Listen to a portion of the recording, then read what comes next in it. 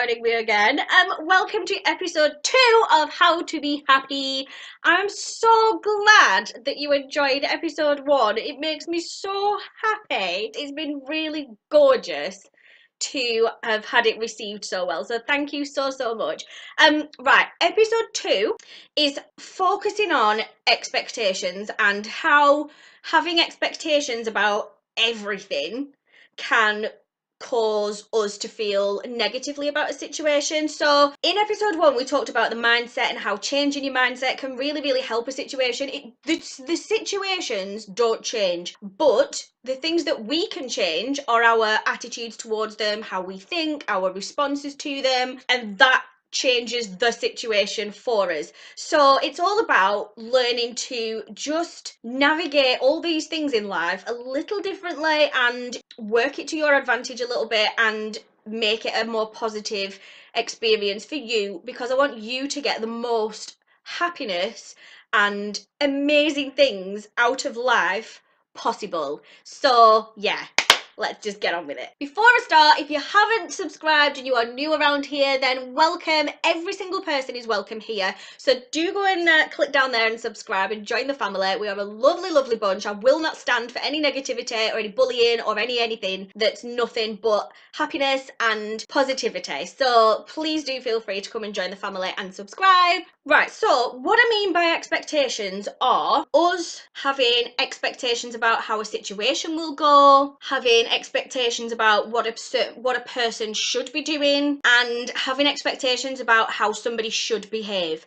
So I'm just going to give you a couple of examples of what I mean by that, and then we'll kind of break them down and look at why we might be having those expectations and what that's actually doing to the situation. We might be at work thinking, right, I've been here for 2 years now, I should have got that promotion by now. You might be thinking, right, I'm 30, 40, 21, whatever age. You might be thinking, right, I'm this age, I'm supposed to have it all figured out now, and I haven't. Or you might have been with your partner for however long, a year, 10 years, 25 years, and you might be thinking that they should have proposed by now. We'll go through those situations. As I said, they're dead general, but hopefully I'm going to break them down now and hopefully you'll see where I'm going. So in terms of the first example I gave about being in my job a certain amount of time and should have got a promotion by now.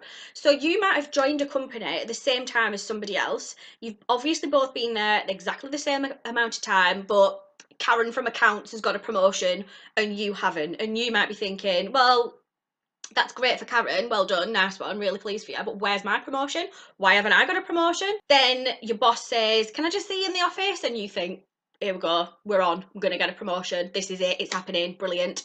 Trundle off into the office, all expectant of getting this promotion, and your boss says, I just wanted to say well done on that project you've just finished, it was really good, I just wanted to give you a well done. So you then feel instantly, oh, right, okay. So you feel disappointed because what you wanted to happen, the promotion, didn't happen. Example 2 I gave of being a certain age and thinking you should have everything figured out by now. Paul and I were actually talking about this as when we were back at school, and the careers officer would come in and basically sit you down at age 14, 15 and say, okay, what do you want to do? And you go, I don't know. And you felt at that time so much pressure to have an absolutely cast iron knowledge of the job you wanted to do for the rest of your life. You were expected to know what jobs were available for a start and how you needed to go and get those. You were supposed to know what skills you had, what interests you had, and what you wanted in life. Neither one of us, neither Paul or I, had a clue. We still don't, to be honest. Paul's in his 40s, I'm very nearly in my 40s, and both of us still say, wonder what I want to be when I grow up. Okay, I say that more than Paul, to be fair. So you kind of go through life thinking you should know what you want to do for the rest of your life when you're 16 and can choose your exam pathway accordingly. You're supposed to be married with 2 kids and a dog and a mortgage by the time you're 30 and be like really well on your way in your career. Yeah? Yeah?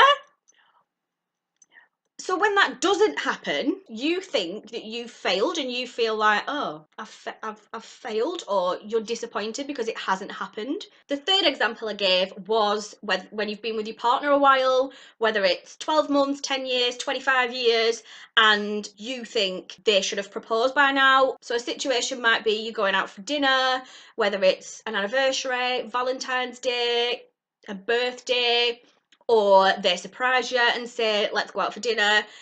Because you're thinking, well, they should have proposed by now, you kind of spend every time maybe thinking, right, this will be it. Maybe they're going to propose. This is it. You get to the end of the meal, still nothing. The bill comes, still nothing. You leave.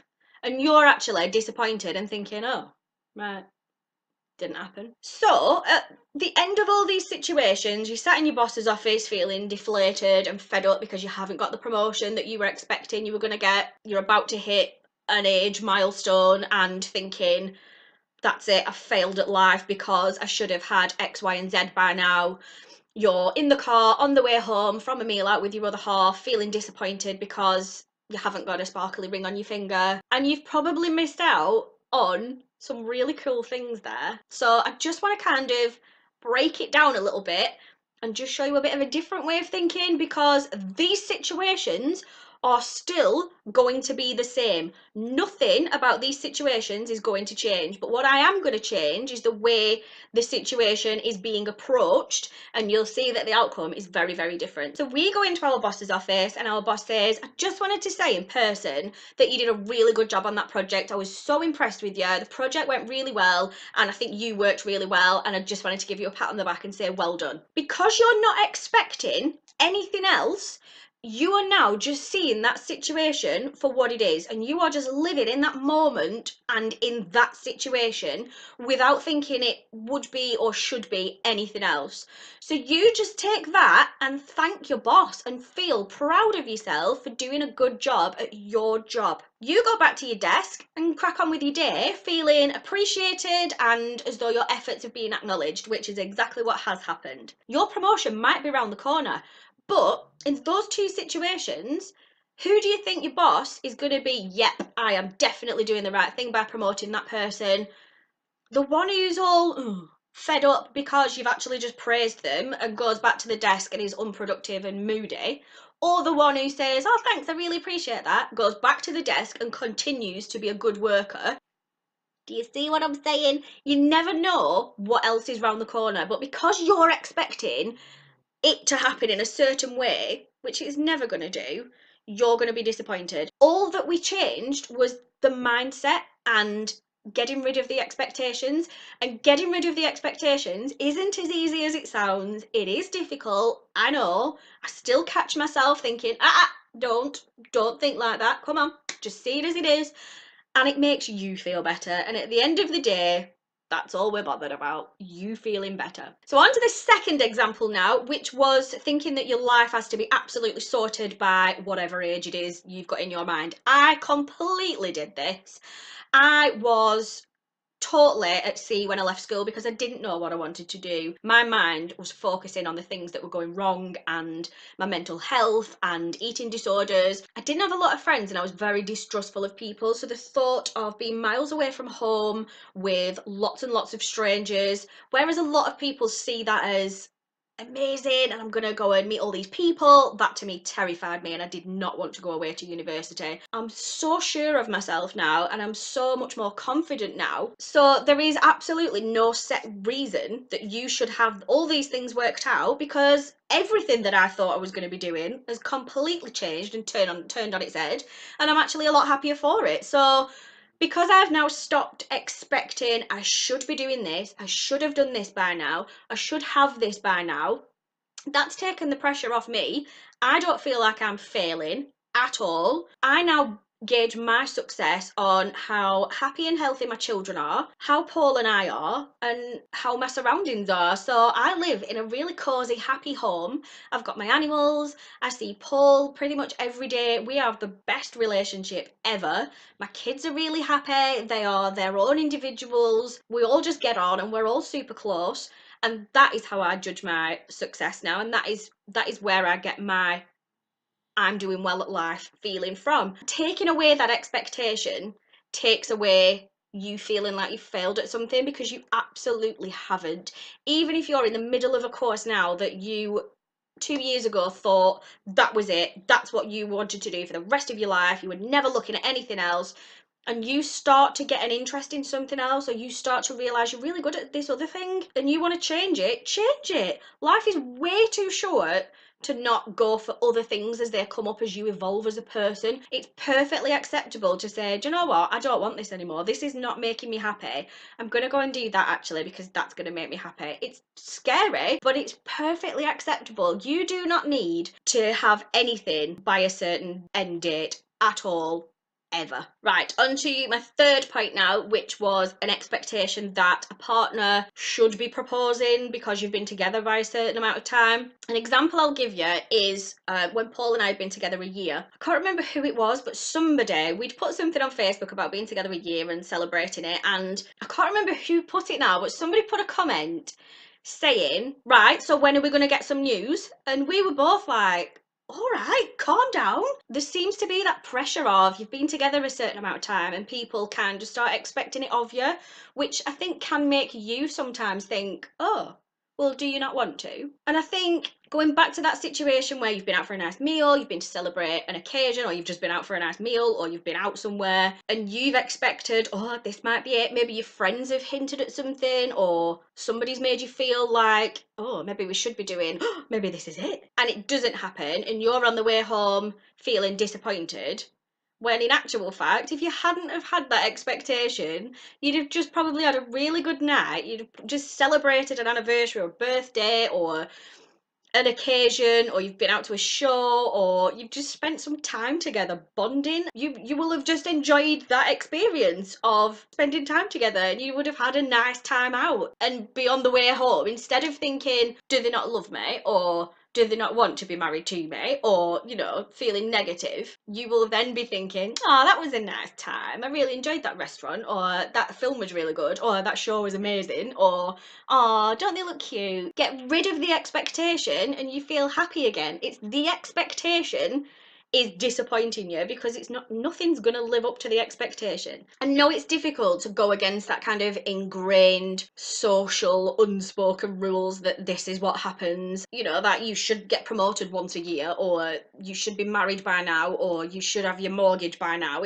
I know it's difficult to kind of go against that, but the difficult things and the things where you have to kind of think inward and go against the grain sometimes are the most challenging sometimes, but they're the best ones because they're the things that ultimately make you really happy, and that's kind of the point, really. Another thing to look at as well, once you recognize that it is the expectations you're having about a situation that are the cause of the problems, maybe sit down if you can and look at why you're having those expectations and see if you can come up with another thing that's going on. You usually tend to find there's something else bubbling under the surface. So again, we'll use the same examples that I've been talking about this whole video, and hopefully that will all tie in a minute, and you can then take that and apply them to whatever situation you're going through. In terms of getting a promotion at work, it's natural to want that promotion. So you might be thinking, okay, I feel like I've been here for a while, I feel like I've got more experience now, I would quite like a promotion actually, I'd like a few more responsibilities, I would like a bigger paycheck. You can then sit down and come up with the reasons why and put forward a really good argument to say why. What's the worst anybody can say? No? You can then use that as an opportunity to say, okay, why? It might be that there's no budget, it might be that there's no position to put you in, which is fine, you know, then you can say, right, okay, well, as soon as one does, I want another meeting and I want to have a chat with you. Or it's an opportunity for your boss to say, well, I don't think you're quite ready yet because of A, B, C. So that then gives you an opportunity to work on A, B, C and say, right, okay, that's great, I really appreciate those pointers, can we have another sit down in 6 months? So that's all positive and leading towards you improving and you doing better, which is exactly what we want. In example 2 about having your life together or feeling like you need to have your life together, maybe you're having those feelings because you subconsciously know that a change is needed, and it's an opportunity for you to sit down and think, okay, what is it I do want? And if you're coming up against blocks of, I don't know, then It's a great opportunity to talk to your friends, talk to your family. They're the people that know you way better than you know yourself, really. They're the people that can spot things you're good at that you might not have thought of. You can sit down and think, okay, what is it I'm interested in? You can go and find something out about yourself that you can move yourself forward with. The third example about thinking that your other half should propose, well, maybe that's actually your subconscious telling you that you want to get married, or you're ready to kind of move the relationship on a little bit. So maybe you should propose. Maybe you should bring it up. It's either, again, it's a good opportunity to sit with how you feel and think about why you feel it, like, why is that coming up? Maybe it's stressing you out because you're actually thinking, please don't, I'm not ready. Maybe you're thinking you're not ready to propose, or you're not ready to be proposed to, and that's why it's winding you up. So it's maybe an opportunity to talk, to discuss the subject and say, I mean, I'm not ready now, but is this on the table one day? Or what do you think about the whole thing? Or even just, oh my God, somebody said this the other day. What do you think? And get a conversation going. Maybe it's made you think, I actually would like that. So you go and do it. Don't sit there waiting for somebody else to do it. When I get into these funks and I kind of think, oh, I feel really fed up, something in my brain now, rather than just being fed up, because I've done this such a lot over the last few years, something in my brain has now switched, and that then says, something's coming. You're about to level up. There's some sort of self-evolution coming where I need to just sit quietly for a few days and just think, what is actually my problem? What is it that's making me feel a bit out of sorts or fed up about a situation? Or am I expecting something out of this? In which case, stop it. Am I expecting something for a reason? Is there something that I'm wanting to do and I don't know how to go about doing it? Am I just doing it because somebody else has put it in my mind? In which case, just stop. And that then kind of puts another chink in my armor of just being happy and just thinking positively and not getting wrapped up in that whole expectation and disappointment at the end of it. So again, it's all about changing how we think. Like I said in episode 1, our mindset dictates everything. So I really, really hope that's given you something to think about. I really hope that that's allowed you to alter your mindset a little bit, because I just want everything to be happy for everybody. I mean, life isn't brilliant constantly. It just isn't. That's just the nature of things. There is balance. There is good times and there are bad times. But if you can kind of change your mindset and help the tougher times not be quite so tough and not last quite so long, then, I mean, isn't that just the whole point of everything, really? Rather than homework this week, I want you to just think about what I've said, and I'm going to give you, instead of 3 questions to answer, I'm going to give you 3 quotes to think about. These are 3 of my favourite quotes in the whole world, and they are all by the author F. Scott Fitzgerald, who wrote The Great Gatsby, Benjamin Button, lots and lots of things. So one of the things that F. Scott Fitzgerald said was, never confuse a single defeat with a final defeat. Don't sit in the negativity of it. Don't sit and think, that's it, that's the end, I can't pick myself up and do anything else. Get up, learn, and go and try again. The next one from F. Scott Fitzgerald is, I hope you live a life you're proud of, and if not, I hope you have the courage to start again. The last one, and you will all know why I love this one. If you've been watching my videos for a while, you'll absolutely know why I love this one. I hope she'll be a fool. That's the best thing a girl can be, a beautiful fool. I love it. I absolutely love making people laugh. I love being silly. Being silly makes me feel happy, for a start off. It's purely selfish. It makes me feel giddy and silly and happy, and I love seeing other people laughing and finding some enjoyment in it as well. So always be the fool. Always go out there and do the things that you want to do, because life is way too short to do things that other people want you to do. And don't ever, ever let life stop you. If you've had one little setback, acknowledge it, learn from it, get up, get out there and do it again. If you've liked this one, please give it a big thumbs up. Go and subscribe if you haven't already. I really hope you're enjoying this series on how to be happy. As always, go and leave me a note in the comments and let me know how you're going to apply it. Let me know what you've thought. If you've got anything you can suggest to me as well. Have an amazing week. Be amazingly kind to yourself. Be kind to everybody else. I love you very much, and I will see you next time.